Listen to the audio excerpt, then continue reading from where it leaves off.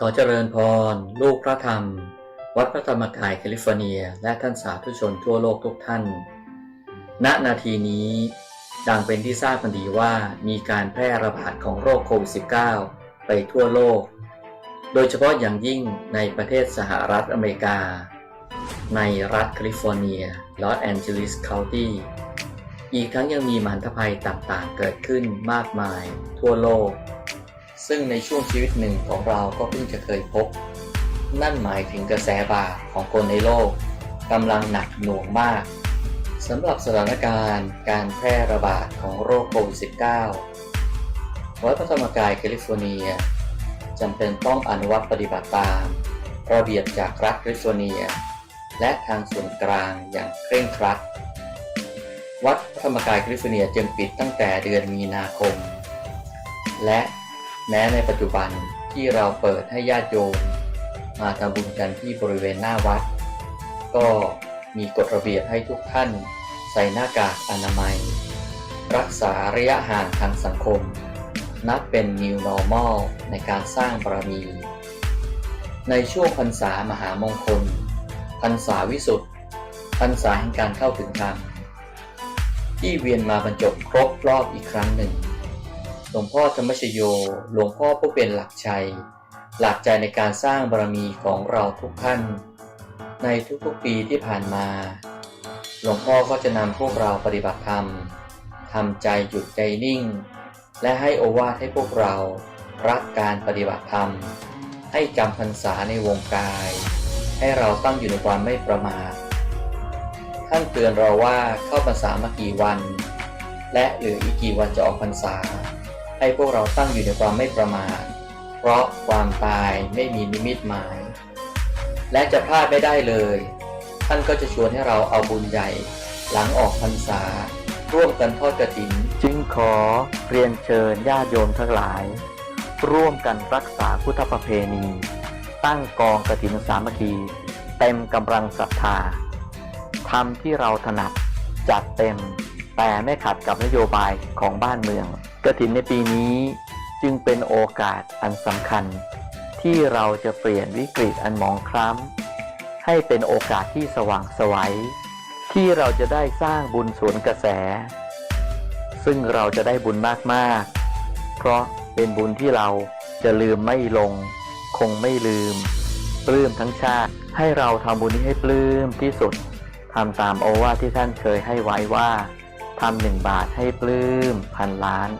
ทำตามหลักวิชาที่พระสัมมาสัมพุทธเจ้าได้ตรัสสอนไว้ว่าการให้ทานด้วยตนด้วยชักชวนคนอื่นด้วยเขาย่อมได้ทั้งโภคสมบัติและบริวารสมบัติในที่แห่งตนเกิดแล้ววัดพระธรรมกายแคลิฟอร์เนียจัดพิธีทอดกฐินสามัคคีในวันอาทิตย์ที่18 ตุลาคมพุทธศักราช 2563 ซึ่งในปีนี้เรามีพระภิกษุสงฆ์จำพรรษาทั้งสิ้น16 รูปขอฝากคำสอนของหลวงพ่อธรรมชโยซึ่งท่านได้เคยให้โอวาทแก่เจ้าภาพผู้ใหญ่ท่านหนึ่งในยามที่ต้องฝ่าวิกฤตสำคัญในชีวิตเป็นคำแนะนำที่เรียบง่ายแต่ลึกซึ้งและให้ผลได้อย่างดีมี4 ข้อลองจำและนำไปใช้กันนะงานมีก็ทำไปปัญหามีก็แก้ไปบุญมีก็ทำไปธรรมะก็นั่งไปลองว่าพร้อมๆกันนะงานมีก็ทำไปปัญหามีก็แก้ไปบุญมีก็ทำไปธรรมะก็นั่งไปกฐินบุญใหญ่เสบียงไปพระนิพพานขอเรียนเชิญญาติโยมทั้งหลายได้ร่วมกันปักหลักรักษาพระพุทธศาสนาและเผยแผ่วิชาธรรมกายไปทั่วโลกเพื่อสืบสานมโนปณิธานของหลวงปู่วัดปากน้ำให้เป็นจริงให้จงได้ด้วยการตั้งกองกฐินสามัคคีเรามาเอาบุญใหญ่ครั้งนี้โดยพร้อมเพรียงกันนะขอให้บุญรักษาให้พระคุ้มครอง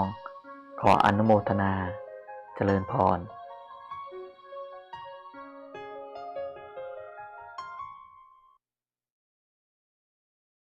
Thank you.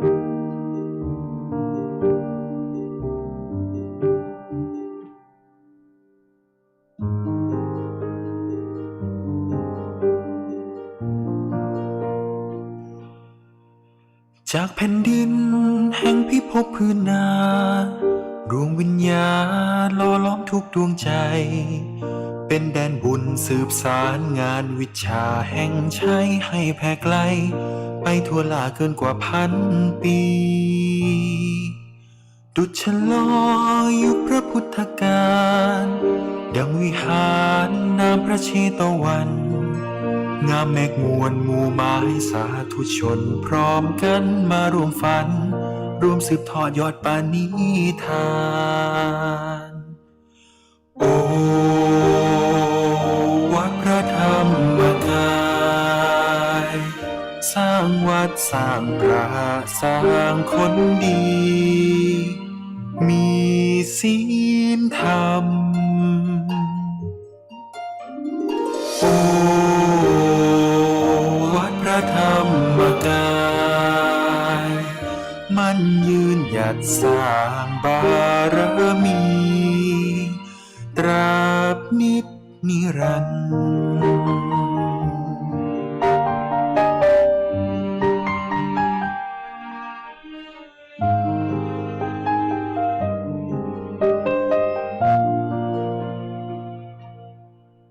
รวมทุ่มบุญและร่วมกันทุ่มใจนำธรรมใสไปในโลกาสากล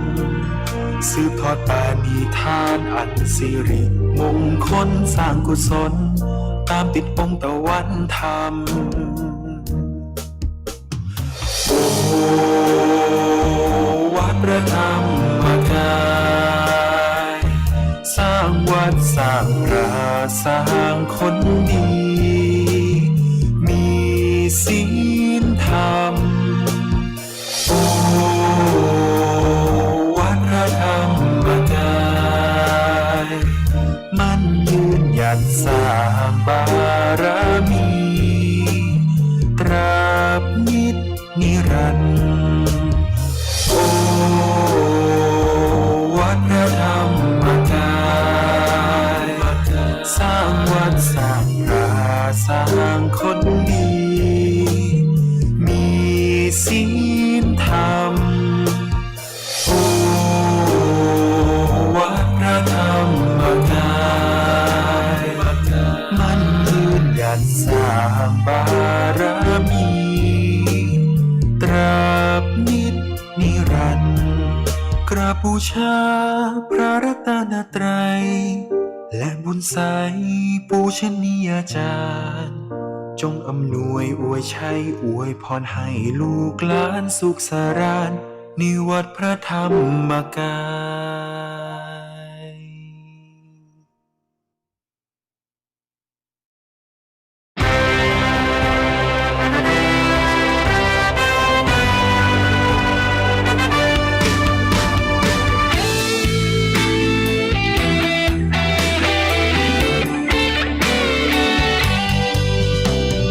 มาสร้างบารมีล้วนมีเวลาเท่ากัน24 ชั่วโมงต่อวันแล้วแต่ใครจะออกแบบชีวิตให้ดูแลกายใจตนเองเพราะเวลานั้นมีค่ากว่าที่คิดรวมใจใสสู้โควิดด้วยคิดดีพูดดีทำดีเท่านั้นสิ่งร้ายจงละลายไปต้องไม่หวั่นไหวใจสู้กันรักษาจิตใจให้ผ่องใสไปนานๆด้วยทานศีลภาวนาเป็นธรรมะแห่งสันติสุข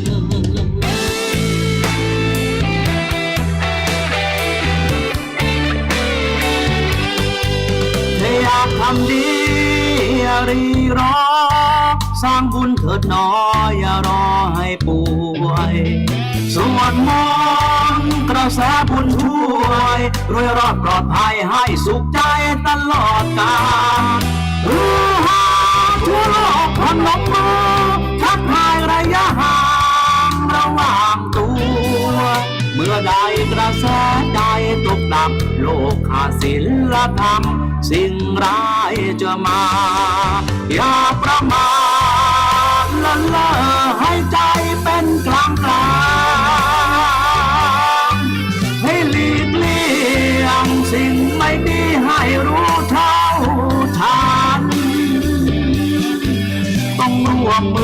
ยุดใจสู่ฝ่าฝันให้ปรารถนาดีซึ่งกันและกันชนะโควิดไปด้วยกันใจสู้ๆที่กลางกาย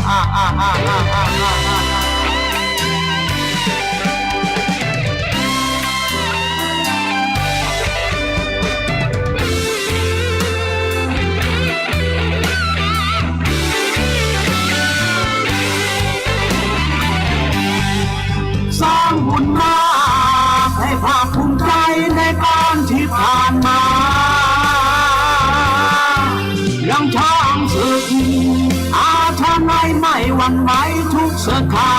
นการณ์ต้องร่วมมือหยุดใจสู่ฝ่าฝันให้ปรารถนาดีซึ่งกันและกันชนะโควิดไปด้วยกันใจสู้ๆที่กลางกา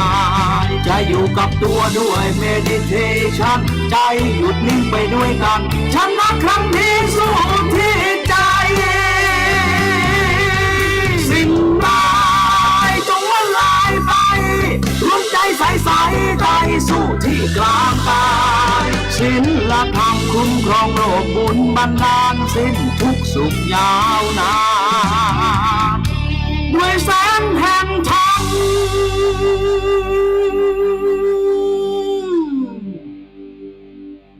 สร้างบุญสร้างกุศลใจสู้ๆทั่วโลกชนะวิกฤตโควิด -19 ไปด้วยกันนะครับ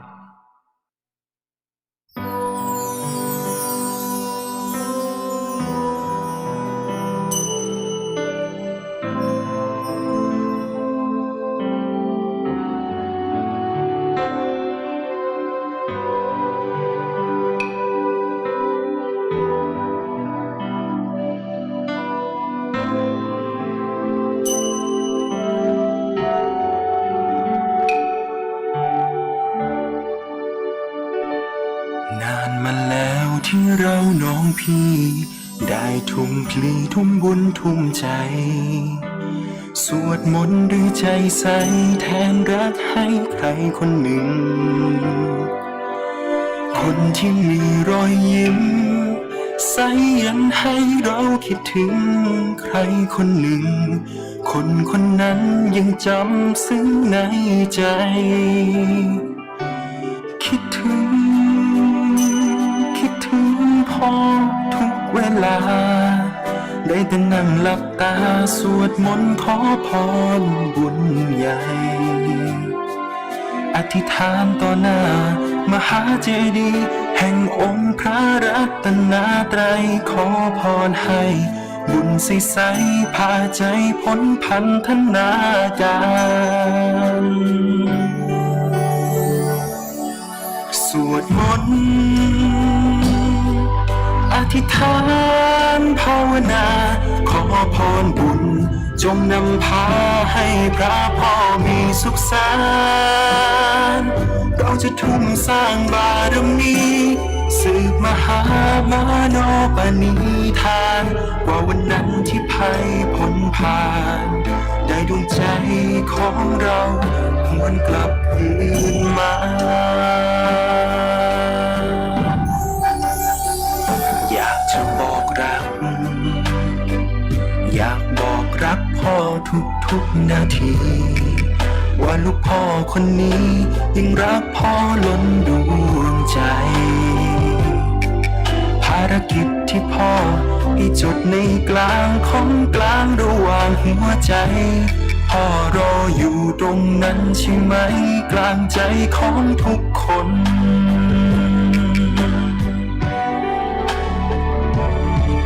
สวดมนต์อธิษฐานภาวนาขอพรบุญจงนำพาให้พระพ่อมีสุขสันต์เราจะทุ่มสร้างบารมีสืบมหามโนปณิธานเพื่อวันฝันอันเป็นตำนานได้ติดตามพระพ่อ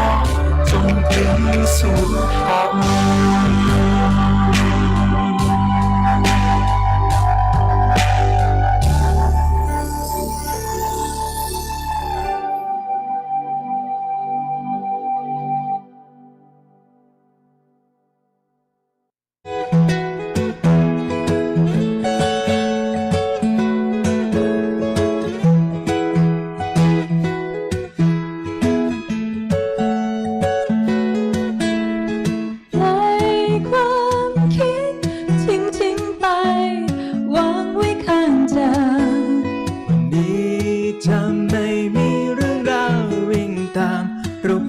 ที่ได้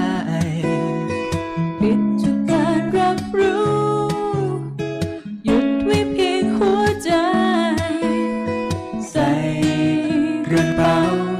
ก้าวออกไป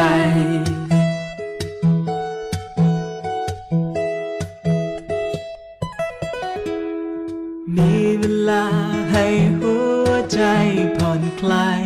บางสักวัน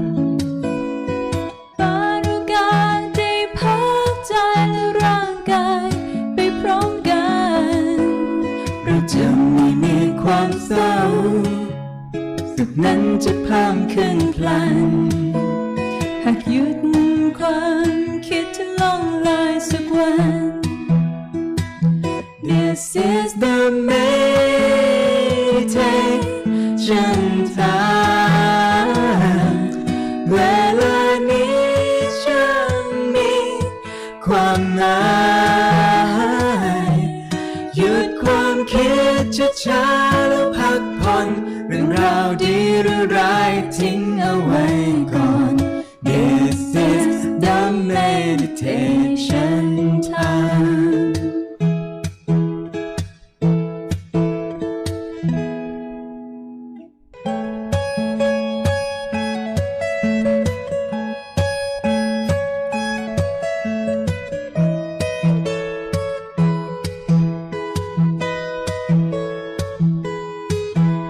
ผ่อนคลายสบายทิ้งตัวมันหายไปในอวกาศเสียจากประวัติ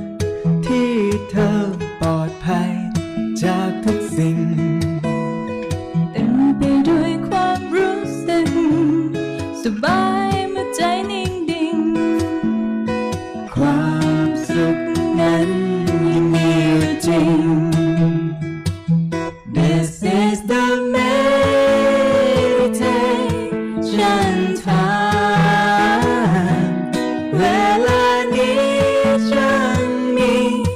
ความหมายหยุดความคิดช้าๆแล้วพักผ่อนเรื่องราวดีหรือร้ายทิ้งเอาไว้ก่อน This is the meditation time.This is the meditation time.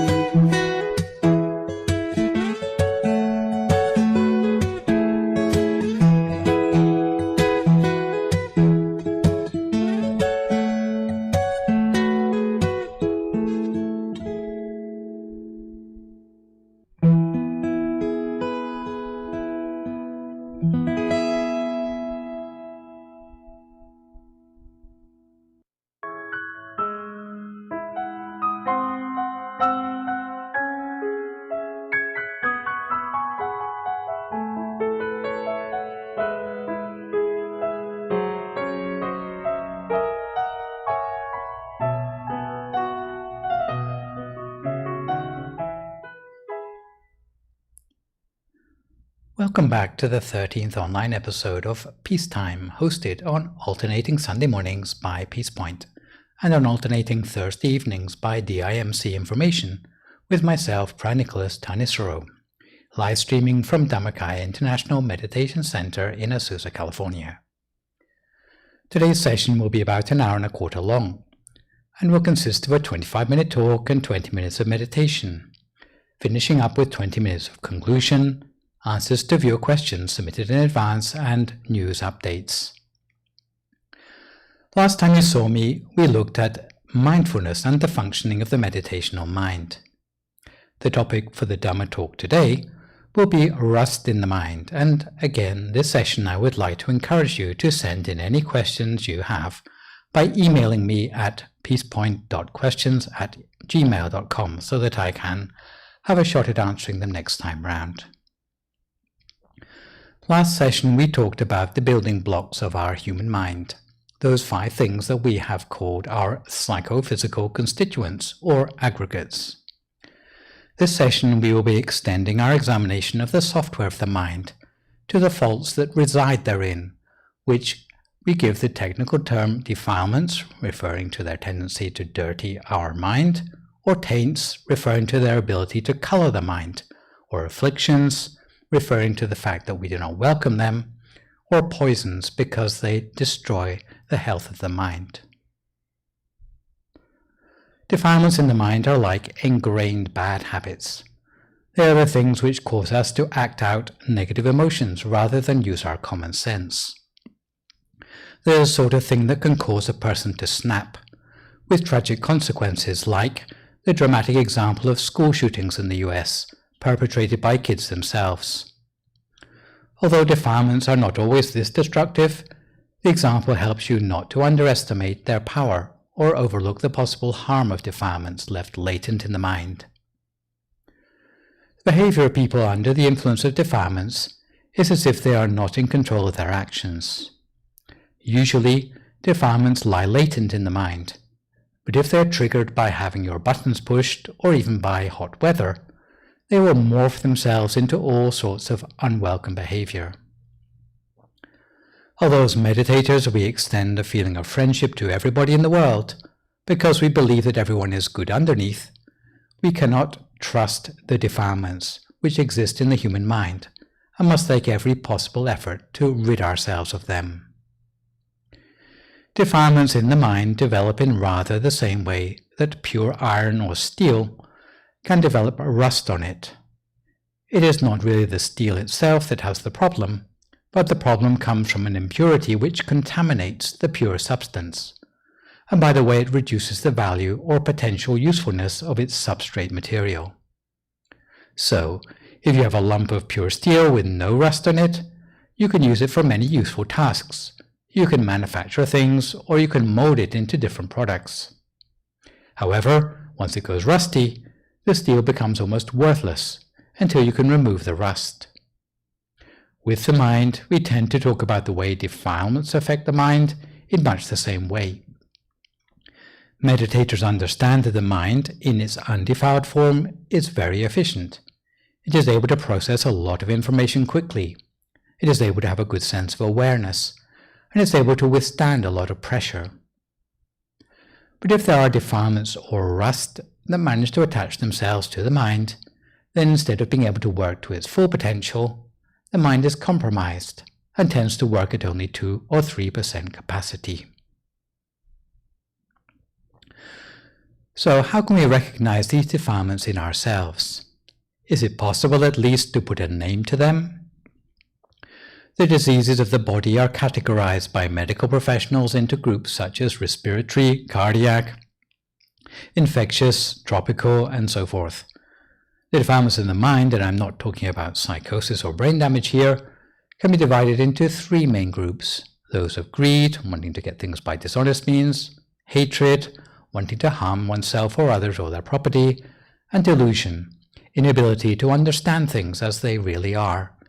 such as the deluded idea that you're superior or even inferior to everyone else. The defilement which we suffer from most often is greed. All 3 defilements, whether they are greed, hatred, or delusion, are similar in that they cause the mind to be darkened or clouded. The minor effects they cause may escalate to cause serious damage.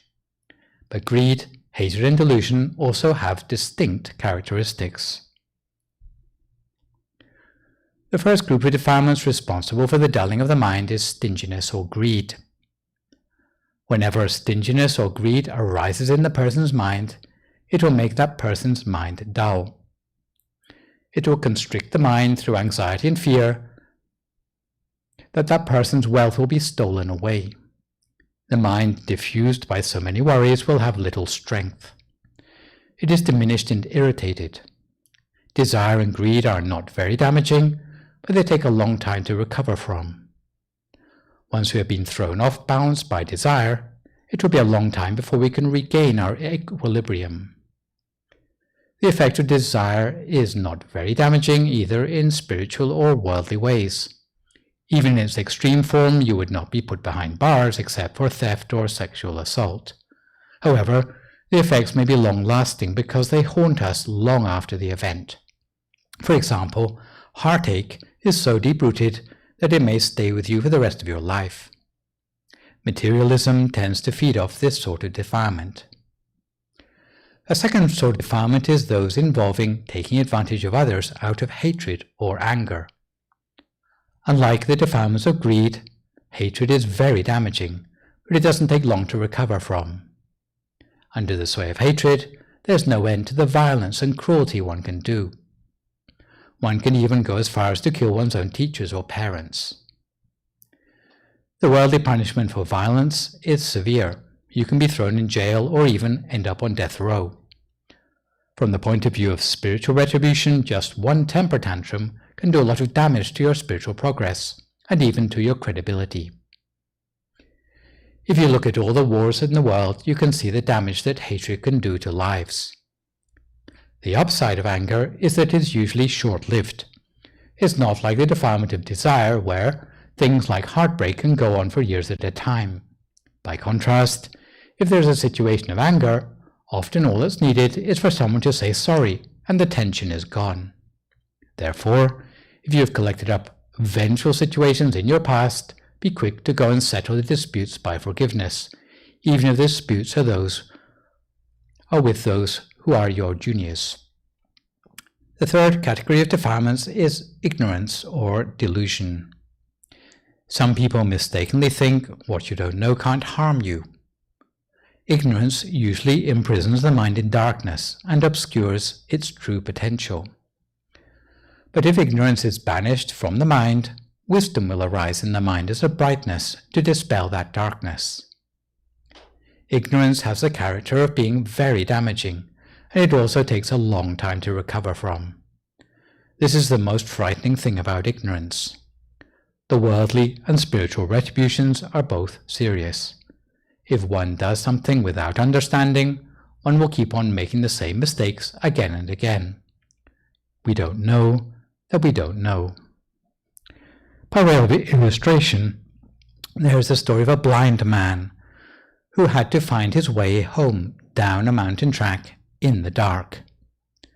A friend felt sorry for him, so gave him a candle lantern to light his way. "What use will a lamp be to me?" asked the blind man, "because I cannot see the light." "Take the lantern," said the friend. "It will protect you from others who might bump into you by mistake." The blind man walked a little way down the mountain path with the lantern. At first, all went well. But then, before long, he found that more and more people were bumping into him. "Can't you see my lantern?" demanded the man. "Why are you bumping into me like that?" Eventually, a compassionate man came close to him and explained, "Friend, don't protest like that. Didn't you know that your lantern is blown out?" Ignorance is the same as blindness to the light of the lantern. We don't know what we don't know, and often we can't see the value of the efforts of others to help us either. The real tragedy of ignorance is the way it leaves important questions about the life and the universe unanswered. We have no idea where we have come from, when we will die, if we have somewhere to go after we die, or what the purpose of our life is. When we have no certainty about such questions, we live our life by guesswork. The guesswork leads inevitably to decision-making under the influence of the defilements in our mind. Worse than this, these three groups, greed, hatred, and delusion, can be elaborated by being mixed and combined like three primary colors to obtain the entire spectrum of defilements in between.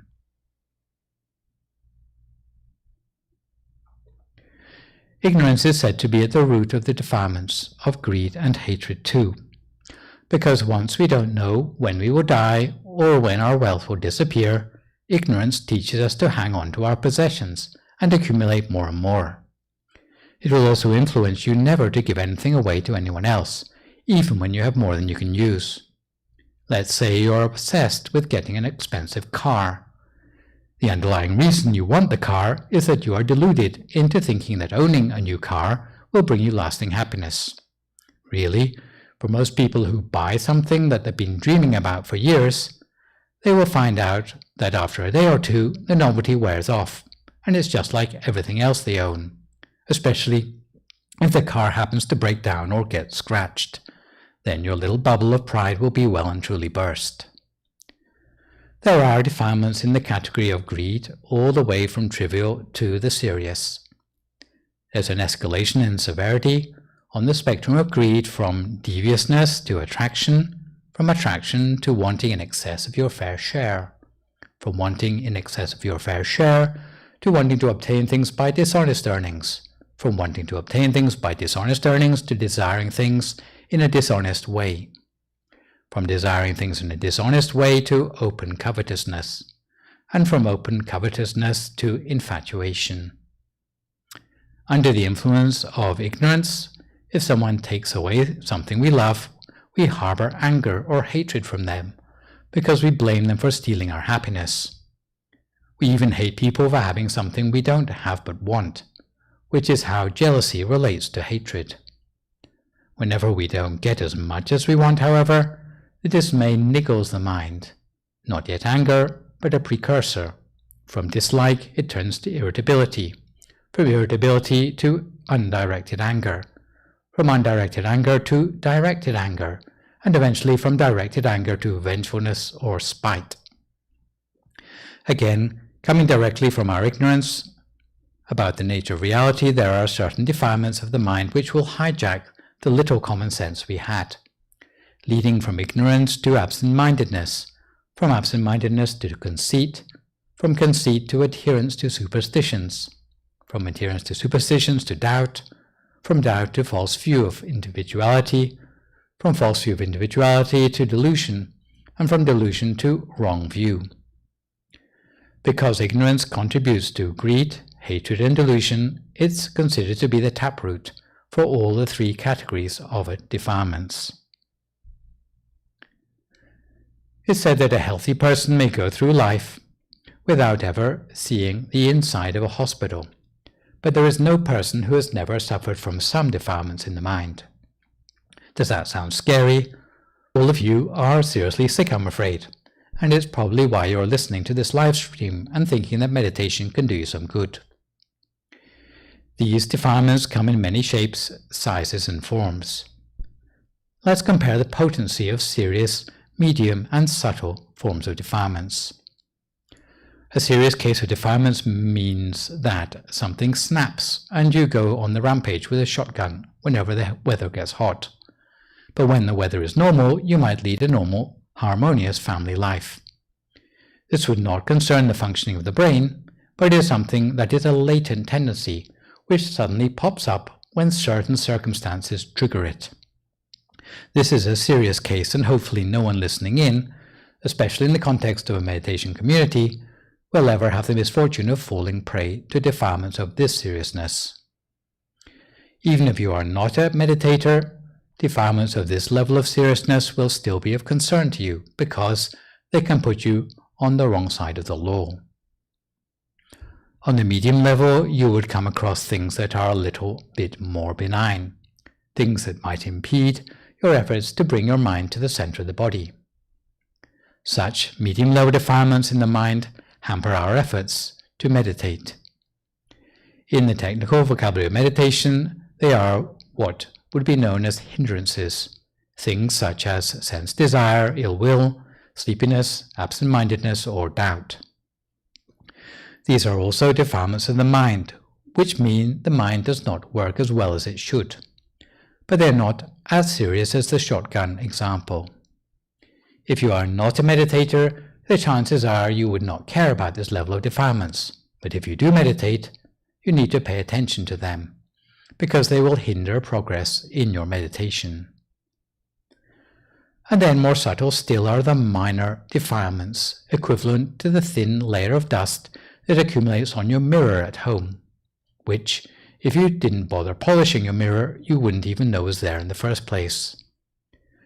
The equivalent level of defilement would be little, niggling peccadilloes like minor irritation, discontent, or maybe not understanding yourself to the full.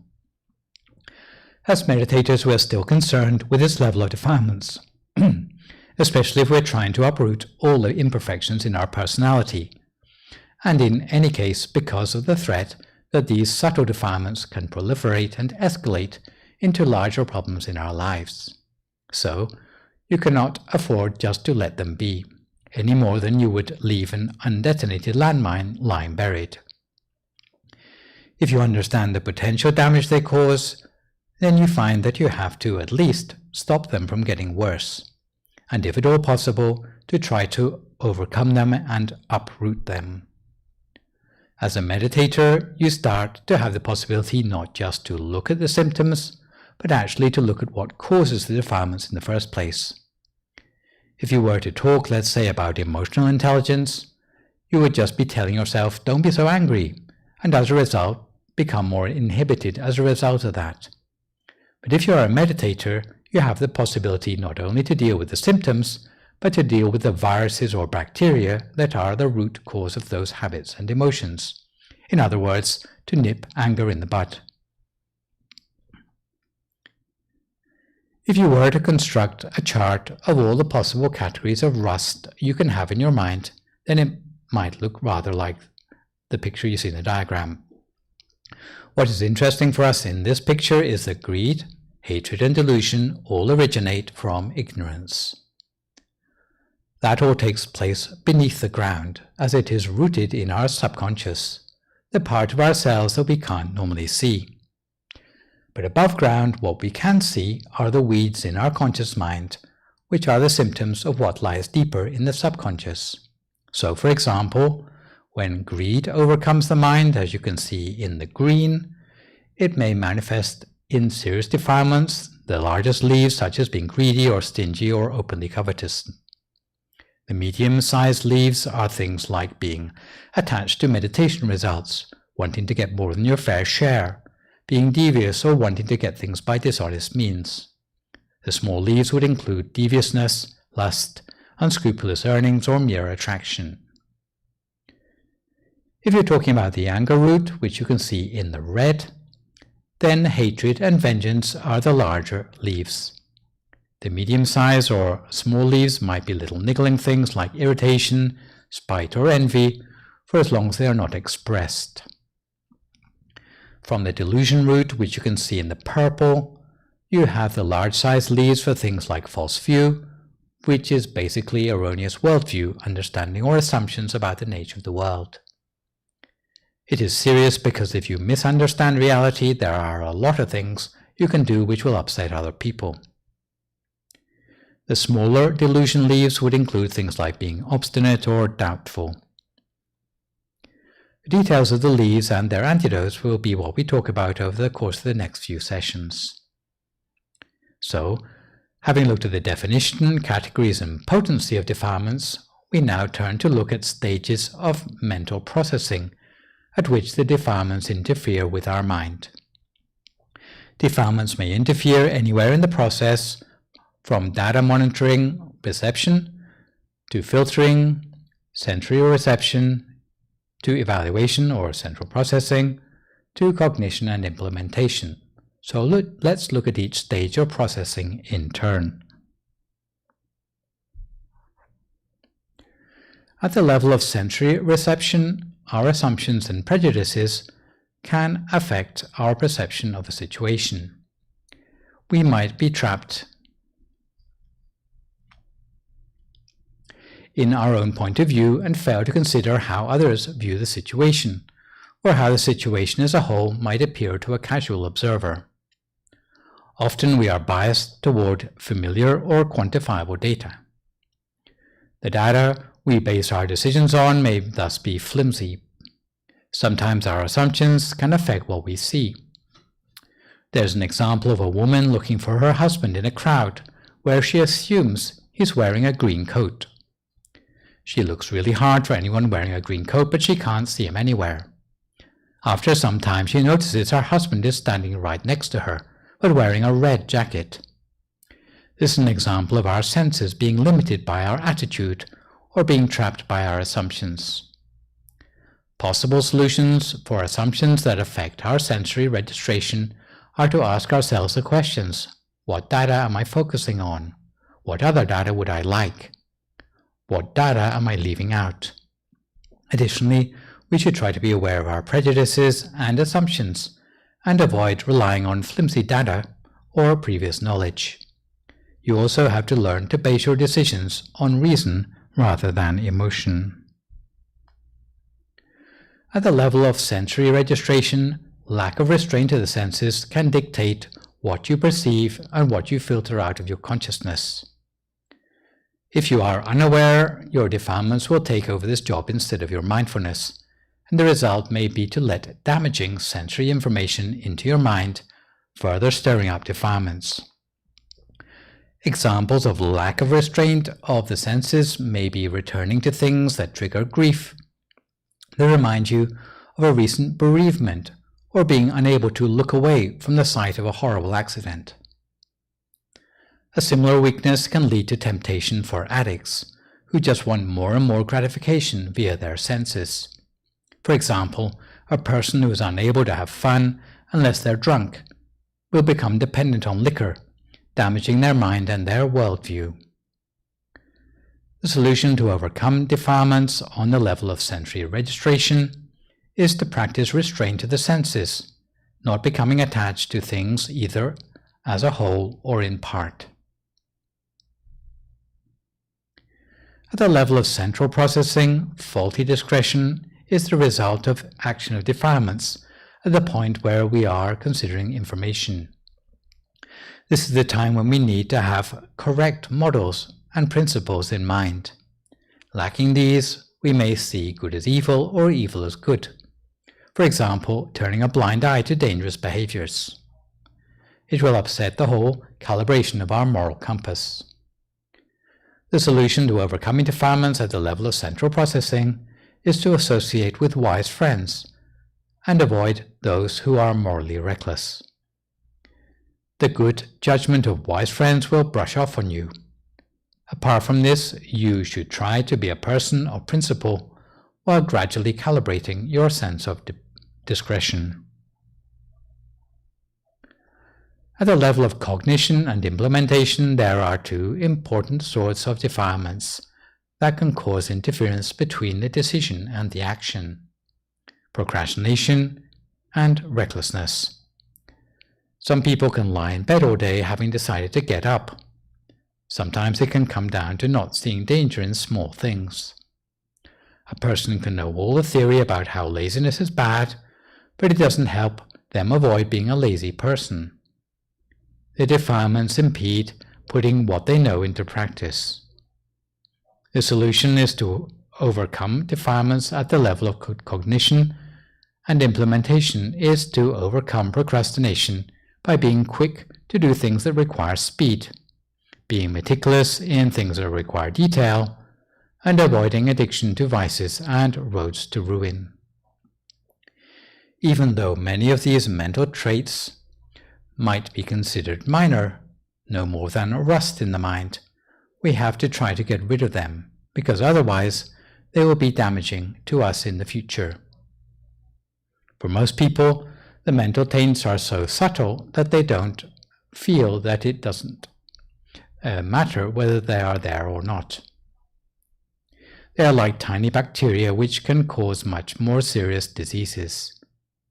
Often, if we had never tried meditation,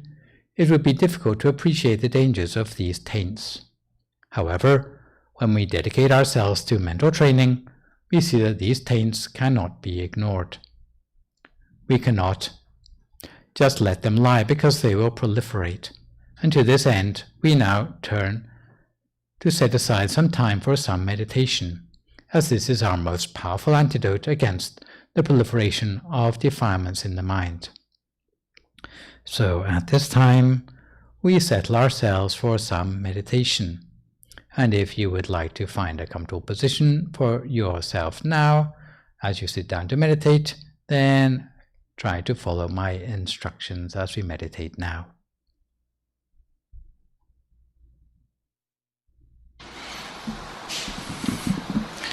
So you'd like to start by finding a comfortable position for yourself in meditation.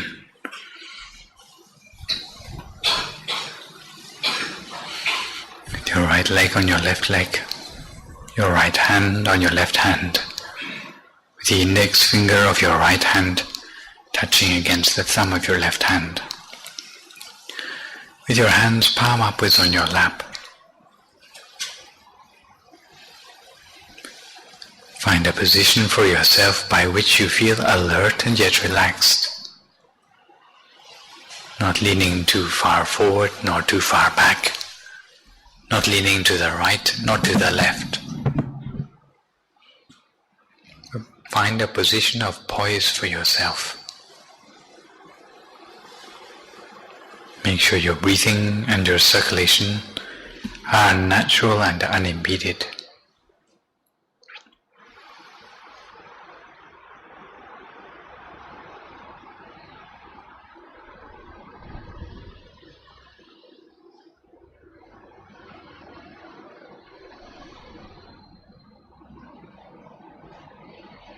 And adjust the position of your body to minimize any possible aches or pains. Make sure you're sitting comfortably as possible. And relax every muscle of your body. Relax every muscle, starting with the muscles of your forehead, your eyebrows and eyelids, making sure your eyes are only very gently closed. Never squeeze your eyes closed, but close your eyes gently in just the same way you close your eyes to go to sleep. Make sure there's no heaviness on your eyelids. If you notice that your eyes are closed too tightly, or if there's heaviness on your eyelids, you may need to open your eyes and close them again more gently. Close your eyes in just the same way you close them to go to sleep. And relax the muscles of your face. Relax your neck, your shoulders, both arms, down to the tips of your fingers.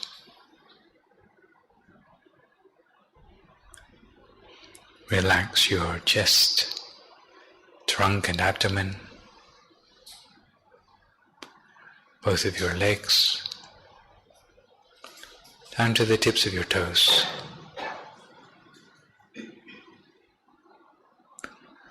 So that all the way from the top of your head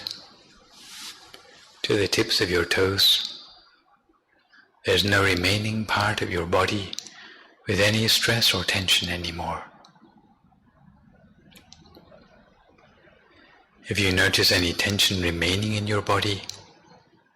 then do your best to relax it completely. Because if your body is completely relaxed, you have the feeling as if your body seems to melt away into the atmosphere around you. And you have no further worries about your body anymore.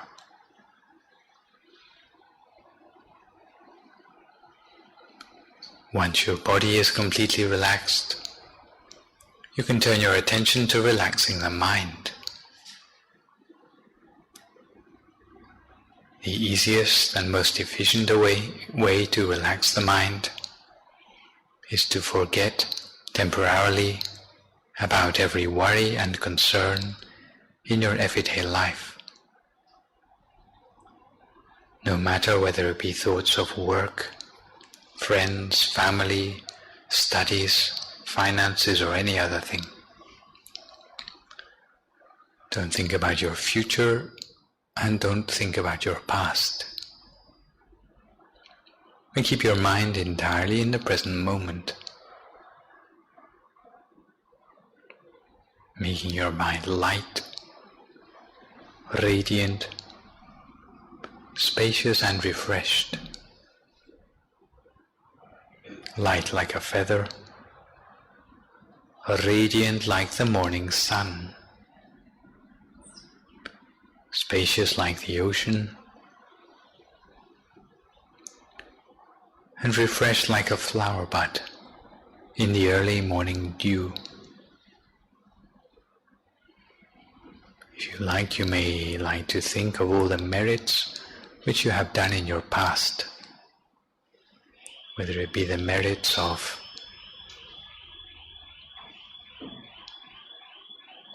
generous deeds for the benefits of society around you, donations to the temple, offering of robes, keeping the precepts purely, even meditation and chanting in your daily life. If you think about all the merits you have performed, and in the end, you have a feeling of joy and happiness in the mind,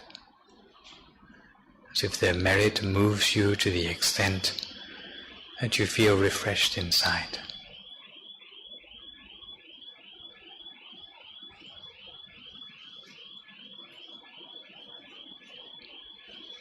We cherish such a feeling of happiness in our mind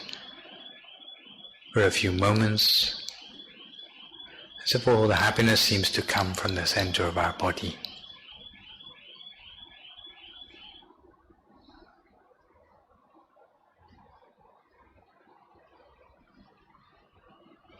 And when we feel relaxed,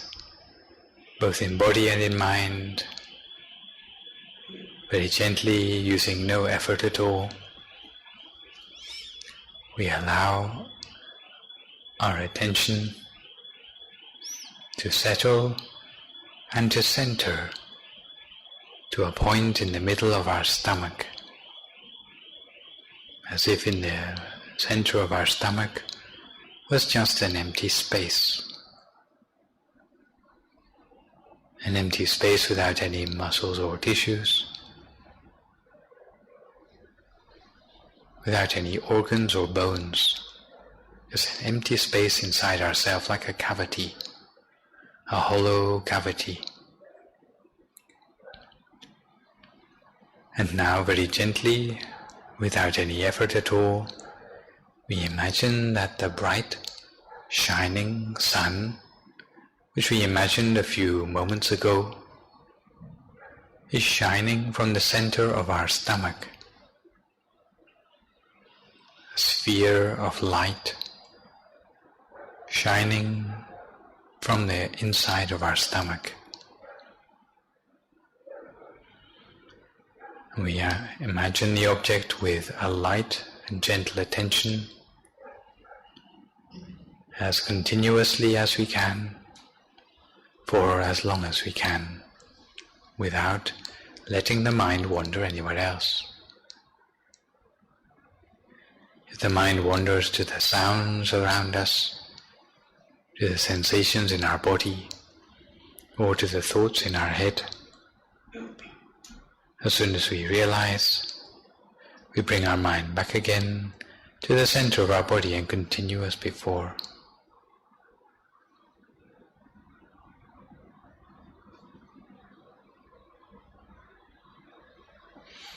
Our mind may wander 100 times, 1,000 times, but we should pay no attention to the irregularity by which our mind tends to wander. It is our job each time only to bring our mind back again to the center and continue as before. If our bright object disappears, then we can think of a new one. We don't need to worry whether we see the object clearly or not. We just have to accept the object however clearly we can see it. Even if we can see only a part of it, even if we can see only a shadow of it, even if we can only see it not so clearly as with our eyes, we have to accept it as we see it. At the same time, not entertaining any thoughts in our mind. If you find that you have a strain of thoughts coming up in your mind, it may be necessary for you also to use the sound of a mantra. Samma Arahang, Samma Arahang, Samma Arahang, over and over again, as if the sound of the mantra seems to come like a silent music from the center of your body. Samma Arahang, Samma Arahang, Samma Arahang, over and over again. You should check that your attention is only very light at the center. Make sure you don't use too much effort when you are meditating. If you use too much tension when you are meditating,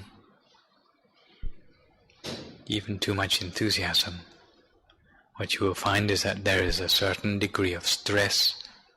on your eyebrows or across your shoulders. If you find that that is true for you, then try to loosen up a little bit more. Try to relax more as you imagine the bright object. However, if you find your mind wandering very easily, or if you feel sleepy in your meditation, then sometimes you need to keep your mind a little bit more firmly at the center of your body.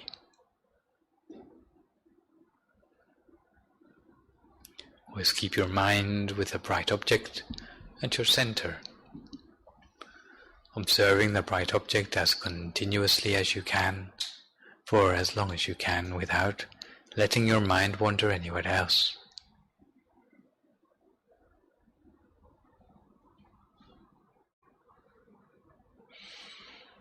Observe the object without entertaining any thoughts in your mind.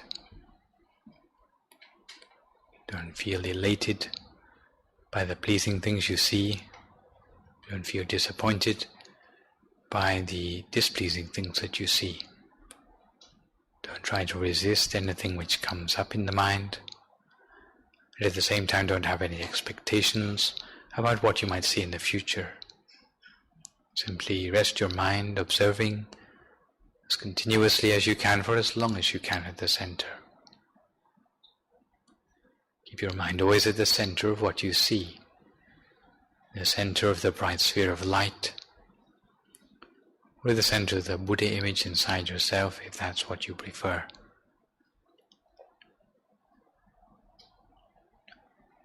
Eventually, as you train the mind, always bringing the mind back to the center, the things that you see in the mind and the things that you feel in the mind will become gradually clearer. Almost like a person who holds a camera with a still hand will get much clearer pictures than a person who holds a camera with a shaking hand. In the same way, as our mind becomes more still and more firmly established at the center, then the images and feelings that we receive via the mind will become clearer to us. However, the thing which is rather strange is that the more firmly the mind becomes established at the center, the less will become the number of thoughts in the mind. The number of thoughts in the mind will become less and less, until eventually there are no remaining thoughts in the mind anymore, and the mind can come to a standstill at the center. A standstill means that the mind rests inside the body without any thinking anymore. Some people think that the mind is nothing without thinking. But if you reach this point in your meditation, you'll find out that in fact the mind without thought is much more powerful than the mind caught up in concepts. The mind that is free of all thoughts can start to draw upon consciousness at a deeper level. Consciousness which we call the gut feeling of the mind, consciousness which we call the inner wisdom of the mind. Once we switch on to these things, then it will be like a light within ourselves, which will start to unravel the mysteries of our life and the world around us. Because wherever there is light, then there is knowledge. Wherever there is knowledge, then no ignorance can creep in. All the other things, whether it's fear, greed, hatred, delusion, no longer have a place to hide themselves anymore. Because once we have understood the reality of the world through inner experience, then no one can persuade us to understand the world differently anymore. because we have seen the nature of the world for ourselves. So now for a few more moments in silence, each thorough meditation cultivating the mind at the center, with your bright object and the sound of the mantra, for a few more moments in silence until we come to the appropriate time.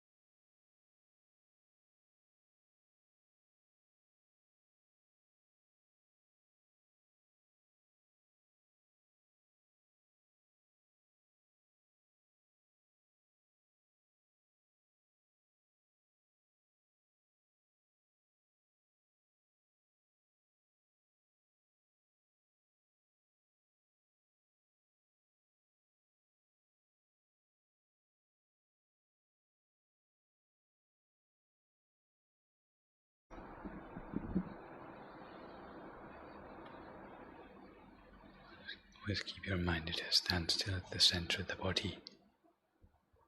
as continuously as you can, for as long as you can, without letting your mind wander anywhere else. If you find your mind is attracted away by the sounds around you, sensations in your body, or thoughts in your head, as soon as you realize, always bring your mind back again to the center and continue as before. Cultivate your mind in this way as continuously as you can for as long as you can, with or without the mantra, depending on your own style.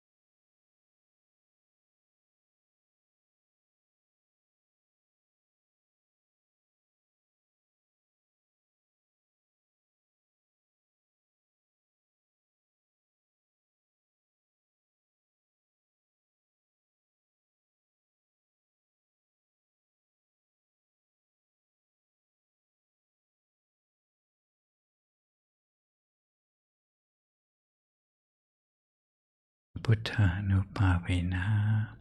สัพพธัมมานุภาเวนะสัพพสังฆานุภาเวนะสัทธาโสธีภวันตุเท So if you'd like to come to the end of your meditation for today, you can gradually open your eyes again. If you feel at all uncomfortable, then slowly try changing to a more comfortable position and gently finish your practice. So, to return to the subject of defilements or rust in the mind, we now continue by taking a look at some of the difficulties in dealing with defilements. In medical science, they use all sorts of technologies to study the infections in the body. For example, microscopes would be used to identify the infection, study the properties of infection, and put a name to it. For the mind, it is the same process. Meditators have to identify a defilement they wish to remove from their own minds, catch the defilement, and then remove it. Unfortunately, this is made more challenging by at least 3 obstacles to removing defilements from the mind. Firstly, the defilements are hard to see. The problem with pinpointing defilements in the mind is that the defilements are even smaller than the mind itself. Most people cannot even see their own mind, let alone the defilements in the mind. Unable to see our own defilements, usually all we can detect about the working of such defilements is the effects they have on our behavior. Therefore, dealing with the defilements directly is a delicate task. Secondly, we take our defilements for granted. Our mind is so used to being steeped in defilements that it's hard even to notice the effect they are having on us. We feel that they are like a legitimate part of our personality.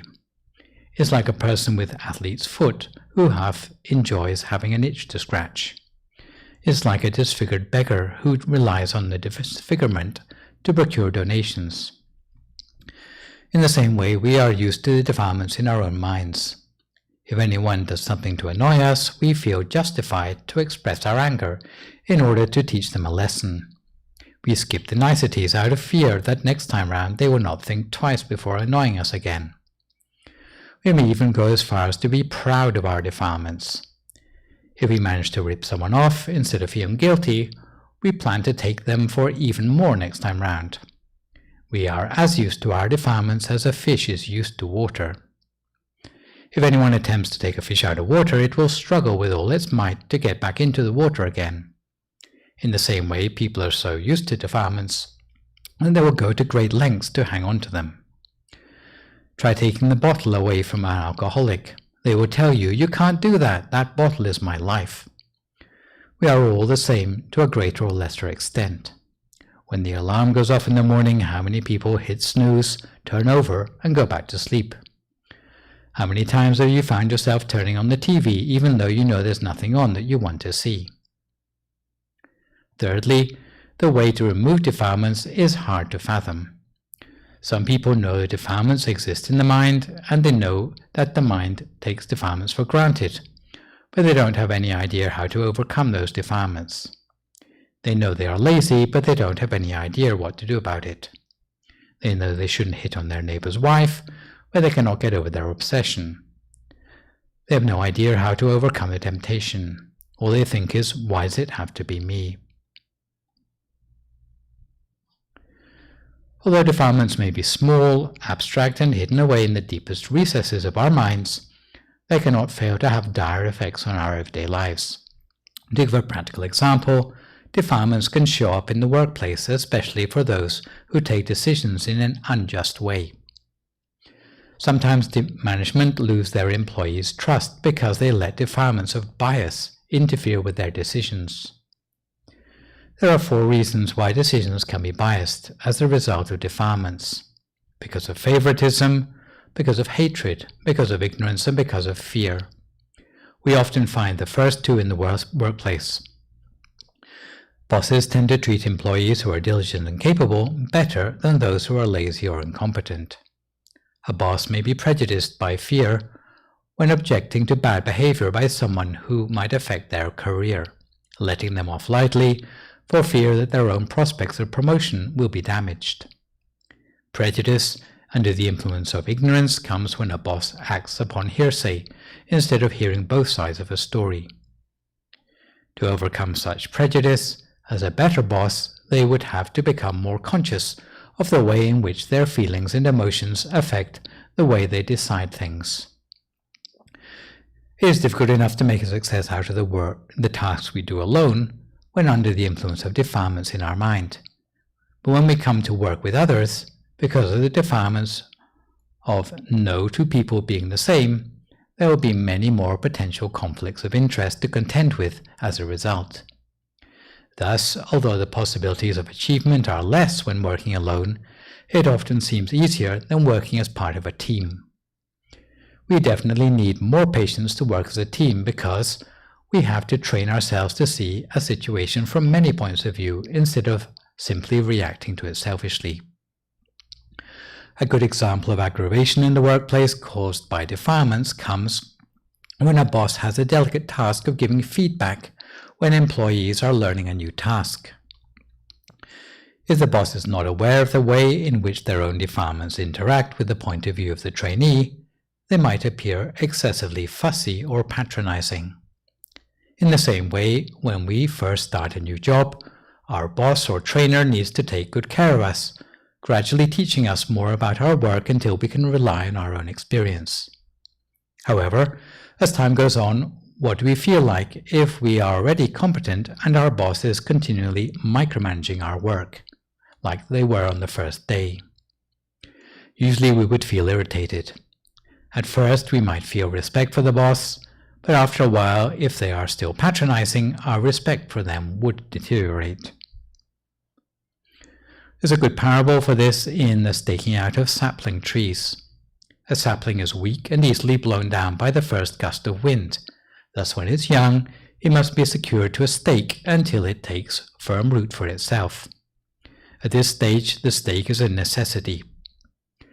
When the tree is more fully grown, being fixed to a stake may no longer be as necessary because, probably, the tree can support itself in the face of strong winds. When the tree is fully grown, the stake would definitely be redundant. If we are the boss, before offering advice, we should first consider whether it's going to be necessary or redundant in the light of the employee's level of knowledge and capability. In the case of a sapling or a full-grown tree, it's not so hard to tell. But what about a tree which is halfway grown to maturity? It is in this area that the employees and the boss will see things differently. Employees think the advice is redundant, but the boss thinks it's necessary. In such a case, the boss should tell the employee what they want achieved, but not how to achieve it, and leave the employees to make their own mistakes.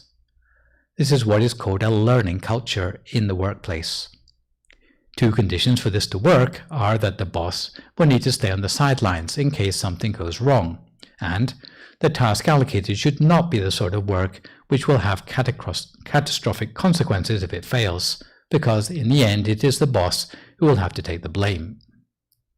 Employees who see advice as redundant are usually overconfident. However, when the wind blows and the branches are bent, leaves are torn away and branches break, in the end they will start to see the obstacles for themselves and will start to feel ill at ease. They will begin to realize that the boss's advice is not redundant but necessary to the success of the task. At this point, the boss should come back and help. The boss shouldn't kick them when they're down, but use this opportunity to show their compassion by treating the problem as nothing special. In the end,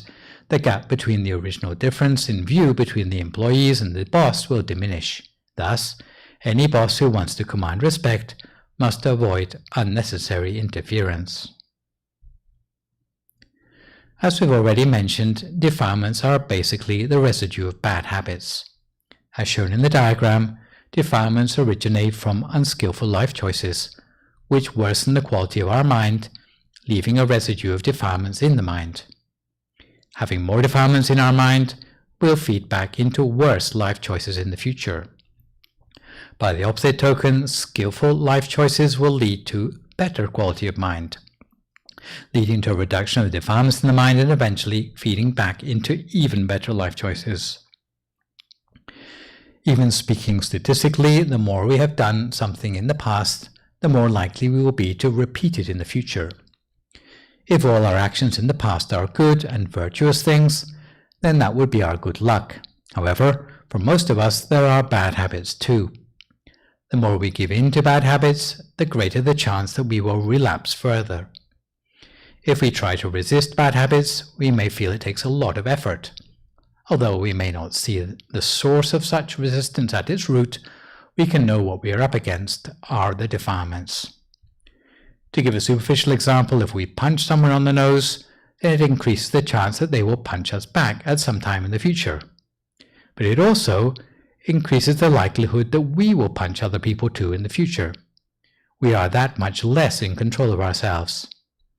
The defilements are the little voice which persuaded us to punch them in the first place, even though it may be contrary to our better judgment. Defilements encourage negative intentions to arise in our minds. They block positive intentions from arising. If we are off our guard, they will turn the negative intentions into negative comments that escape from our mouths as words. The retribution becomes that much worse because our speech is then open to public scrutiny. If we are still off our guard, negative words might go further to become negative actions such as hitting other people. The methods for overcoming defilements at various levels will be part of the subject matter for future sessions. However, for today, we simply need to remind ourselves that as meditators, we have two important duties concerning the defilements in the mind. Firstly, to protect ourselves from collecting additional defilements, and secondly, to find ways to remove the defilements that already exist in the mind. If, however, we resist the action of defilements by resisting their persuasion, or by filling our mind only with positive thoughts, or by stopping the proliferation of negative intentions before they get as far as negative words or actions, it will serve to burn up those defilements, and the next time round it will loosen the hold those defilements have over us. In conclusion, before we might have thought of emotions as being just a part of our personality, laughing or crying a lot, but from a meditator's perspective, emotions are a much broader spectrum than that, not just happy, sad, but lots of shades of emotion in between and even different dimensions entirely that can be traced back to rust in the mind of various categories. As meditators, we need to be able to classify them and deal with them at their roots, so that we can examine ourselves for the presence of these forms of rust in our own minds and know where to draw the line, while knowing about the ways in which meditation can help us overcome these. So now we come to the part of our live stream when we try to answer some of the questions sent in by viewers. My question today is another one from Kathleen of Glendora. Here comes the question. How can we prepare our minds to be mindful in our sleep? More specifically, how can we prepare our minds to create good merit in our dreams? Hi Kathleen, thank you for your question. Last time, just before the meditation session, I did mention that illness, dying, dreams and meditating are times when the mind truly comes into its own. But generally, mindfulness is something that you need to train yourself in during your waking hours, because this is the time when you are fully in control of your mind and when your intentionality can interact directly with the law of karma to create karmic outcomes that are positive for our future. The time when we are asleep is not a time of high priority for our spiritual training. Nevertheless, seeing as you ask, there is some advice which you can apply to your sleeping hours. The advice for a better night's sleep is spreading loving kindness for a few minutes, sitting up before lying down to go to sleep, and putting your mind at the center of your body before you go to sleep. Also, there are some resources for how to upgrade the quality of normal dreams into dreams of a quality known as lucid dreams, where you are aware you are dreaming while you are actually having the dream. Apparently, you can upgrade the quality of your dreams to lucid dreams by the practice of dream-induced lucid dreams, DILD for short. You can Google that, where you develop the ability to do cool things, to take back control of your dreams, such as forcing yourselves in your dream to look away from something and then look back again. Similarly, you might consider keeping a dream diary. Anyway, the main point from me is, instead of worrying about your dreams, you are always better to focus your efforts on developing mindfulness while you are awake. And what comes through in your dreams, or by extension when you are sick or dying, should just be regarded as a bonus. So let me finish up with a couple of news updates, one about the upcoming Katina ceremony at the temple, and the other my usual PSA about the availability of meditation teaching in English. This year, the abbot at DIMC has set the price of Katina funds at the especially low amount of $100 to make it accessible to all, irrespective of their income or lack of it in these unpredictable times. Of course, if $100 is not enough for you, you can donate several funds at once, or maybe dedicate donations in the name of friends or relatives. The Katina funds this year will be put towards the building of the 72nd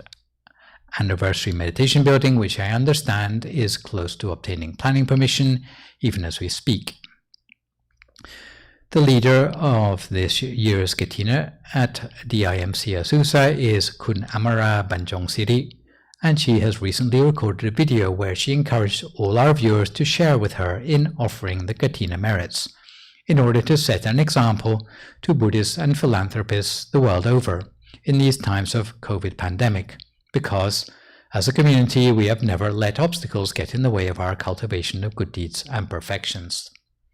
It is said that any good deeds we manage to cultivate in the face of great adversity are always going to make a stronger karmic impression on our mind than good deeds cultivated under normal circumstances. The COVID pandemic hopefully doesn't come around too often, so if you can see this crisis as an opportunity to add special meaning to the good deeds we normally do, the Katina ceremony coming up on Azusa on October 18th is a very special opportunity that will magnify and multiply our merits, and it is a proving ground to see how resolute we are in our practice of generosity. So try to have a part in the upcoming Katina ceremony, even if it's just to donate a single $100 Katina fund, and help to make a wish on the basis of the merit that the pandemic will be overcome soon.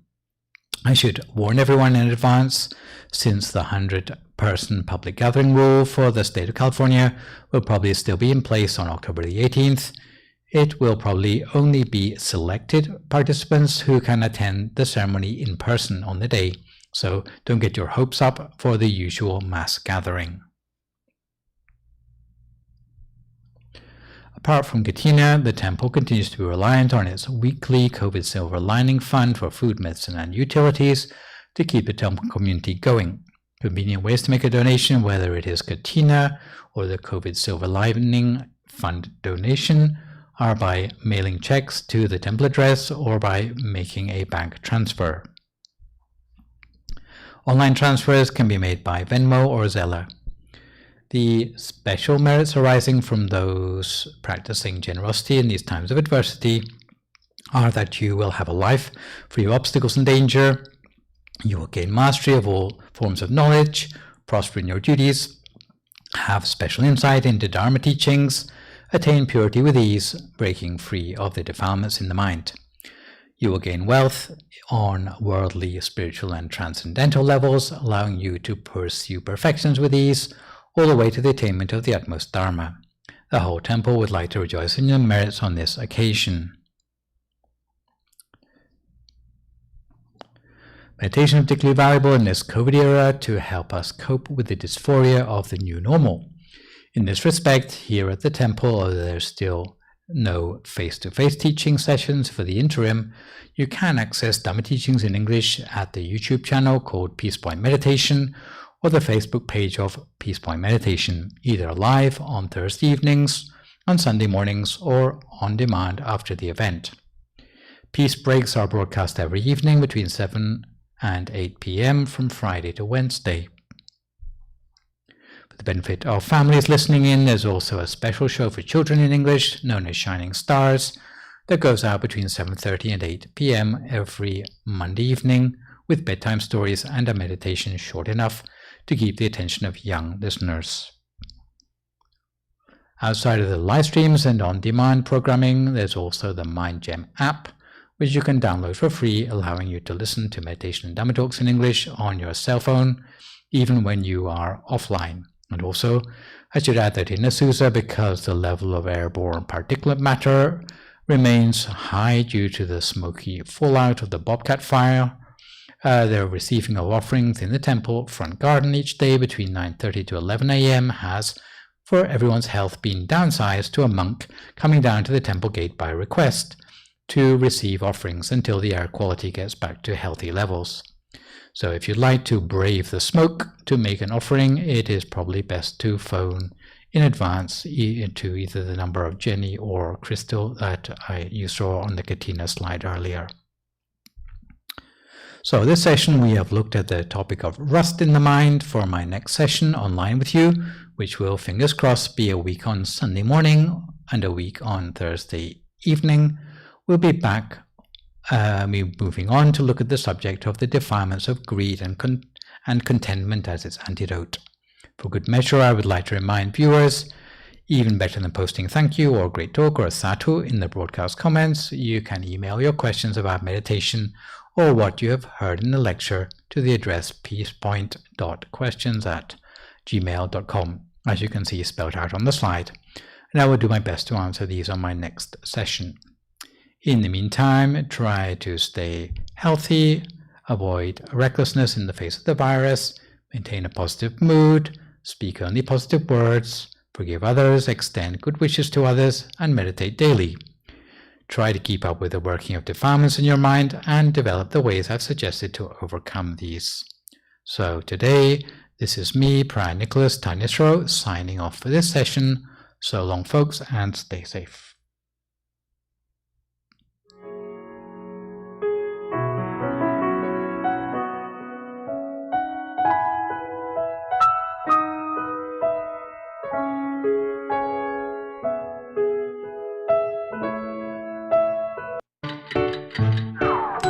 นักเรียนอนุบาลฝันในฝันวิทยาทุกคนครับ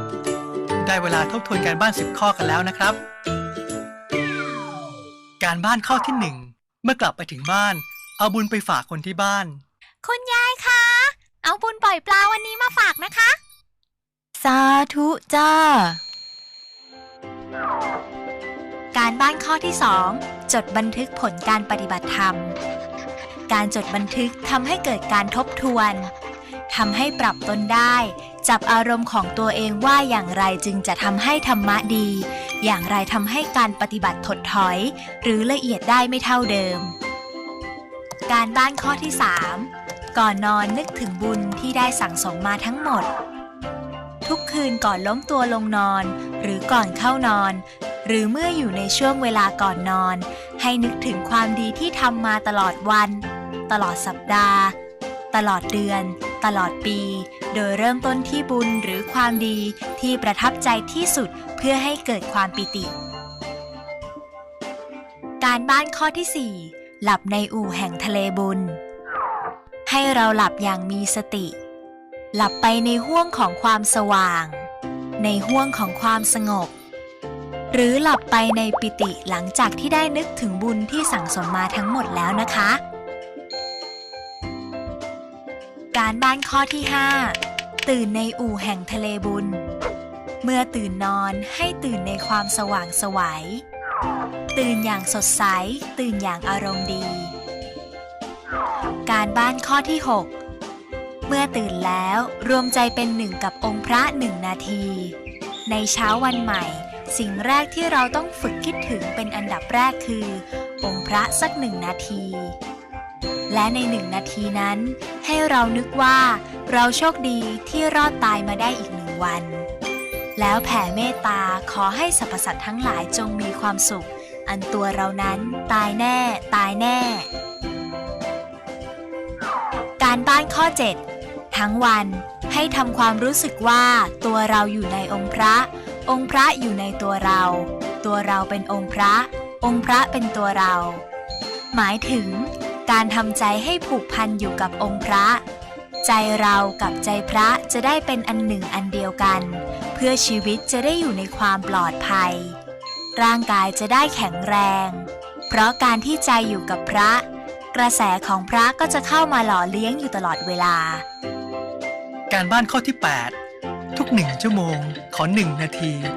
เพื่อหยุดใจนึกถึงดวงองค์พระหรือทำใจนิ่งๆว่างๆที่ศูนย์กลางกายฐานที่ 7การบ้านข้อ 9 ทุกกิจกรรมตั้งแต่ตื่นนอนไม่ว่าจะเป็นการล้างหน้าอาบน้ำแต่งตัวรับประทานอาหารล้างจานกวาดบ้านออกกำลังกายขับรถทำงานให้นึกถึงดวงหรือองค์พระไปด้วยให้ธรรมะสุขใสไปกับวันเวลาและภารกิจการงานนะครับการบ้านข้อ 10 สร้างบรรยากาศให้ดีสดชื่นด้วยรอยยิ้มและปิยวาจาบรรยากาศที่ดีเริ่มจากตัวเราเมื่อเราส่งรอยยิ้มและปิยวาจาออกไปคนอื่นก็จะรู้สึกดีและเกิดบรรยากาศที่ดีทำให้ใจของเราดียิ่งขึ้นนุ่มนวลยิ่งขึ้นนะครับเพื่อรักษาใจของเราให้ใสได้ทั้งวันอย่าลืมทำการบ้าน10 ข้อนะครับ DIMC DIMC the only one the only one channel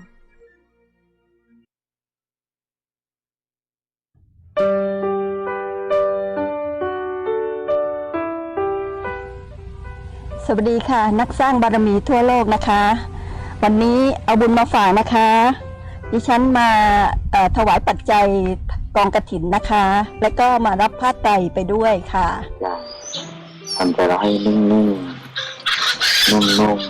ๆผ่อนคลายเป็นโอกาสดีของนักสร้างบารมีทั่วโลกเลยนะคะที่จะใช้วิกฤตให้เป็นโอกาสผ้าไตรตัวนี้เป็นผ้าไตรแก้วที่กลั่นดีแล้วให้เป็นบุญละเอียดติดตามยมพี่ให้ถึงกับวิญญาณละอองถึงกับครอบครัวญาติมิตรสัมพันธชนบริษัทบริวารทั้งหลายให้ทุกคนได้มีส่วนในบุญที่ยมพี่ได้ตั้งใจบำเพ็ญในครั้งนี้ให้รวยสุดกระแสตลอดกาลนานเถิดวันที่18 ตุลาคมนี้ที่วัดพระธรรมกายแคลิฟอร์เนียนะคะ